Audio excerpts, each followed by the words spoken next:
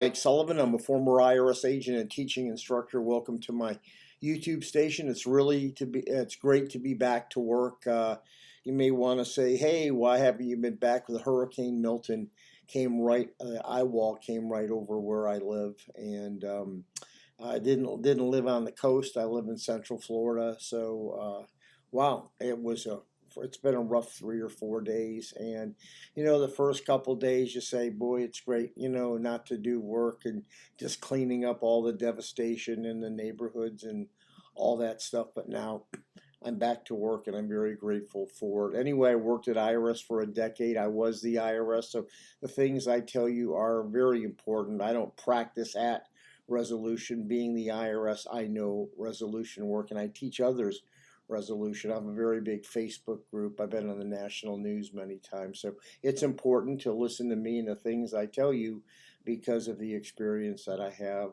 The CP 504 notice is a devastating notice to you.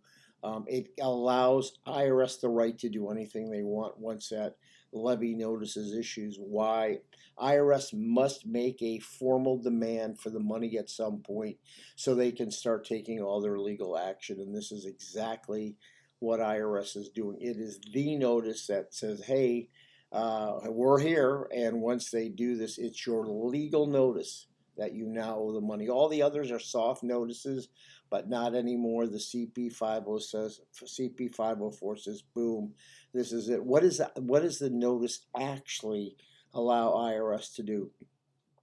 IRS can take your bank account. IRS can take your wages. IRS can file a federal tax lien. IRS can take your passport once this notices. Once IRS files that lien, if you over 62,000, IRS is probably going to suspend your passport. Good chance. So what do you do when IRS issues the CP 504? Well, the reason you got this is nothing's happened. They know that you owe money and you haven't called them.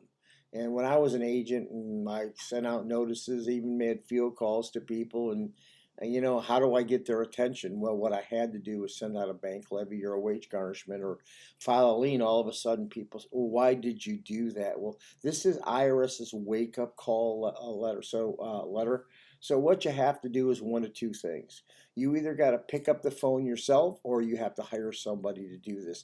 On smaller cases where you don't owe a lot of money, go ahead, pick up the phone. There's nothing that IRS is going to really do to you because you don't have a lot. But if you have money and you have some assets, you better be very careful. And do I recommend calling IRS? Well, if you don't make a lot of money, you don't have to worry about that. Why? IRS isn't going to do much. You're probably going to put your case in non-collectible. But if you're starting to make income and you got assets, you want to be really careful because you don't know what IRS is going to do when they pick up that phone. And what are they going to do? Well, like I did, I had to take a financial statement. If it's your cases with the service centers, they're going to take a 433F financial statement. Download it, IRS financial statement form 433F. Look at the questions they're going to ask. They're drilling down on two things. They're drilling down on your income and they're drilling down on your assets. That's exactly what they're doing. They want to know how they're going to collect the debt. So you're going to say, well, IRS, this is my bills and this is what I can afford to pay. IRS, they say, that's not how this works. This is not how this works.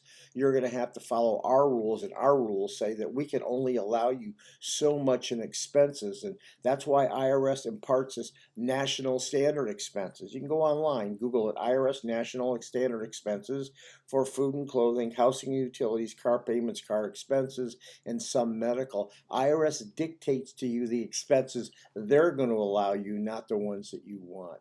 Anyway, if you need help, it's always best to call a former IRS agent. Like I say, I don't practice at it. I was the IRS, so I tell people how IRS actually practices. Anyway, thank you very much. If you call me, I actually answer my own phone. You're welcome to email me or to send me a text. I only do that in cases of representation, so if you need me for representation, call me. If you need to answer, for me to answer a question, just answer a text, and if I have time because of the volume, I'll get back with you. with you. Thank you very much. Subscriptions are always welcome because they let YouTube know we're doing a good job. Thank you very much. I appreciate your today.